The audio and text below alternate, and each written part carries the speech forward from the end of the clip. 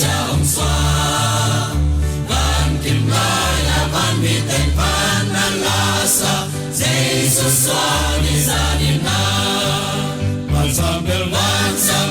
na pasien nin thang ele tung a de đi tới cùng năm nào men trên van mi la sa lung đam bu mi kem bel o loan cha tu min sa nang le ke ya đi tu gian kim lai ta kim Emmanuel ông xoa ki ya đi hong pai ta hong xoa na đi mun ông lâu bong anh nè na quang sung a ken chai na tam pi con ta pan din hong xoa Emmanuel ông bum pa van sambel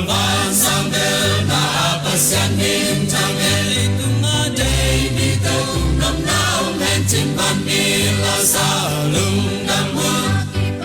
mi kem bel o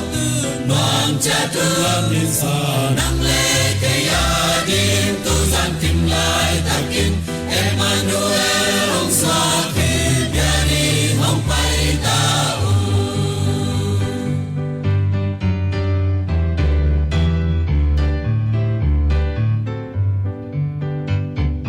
mi sa na tam pe pan in mi pil chum te dòng hong pai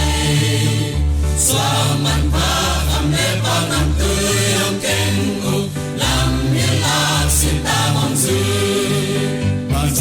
van sambel na pasian nim thang ele tung a de đi tới cùng năm nào men trên van mi la sa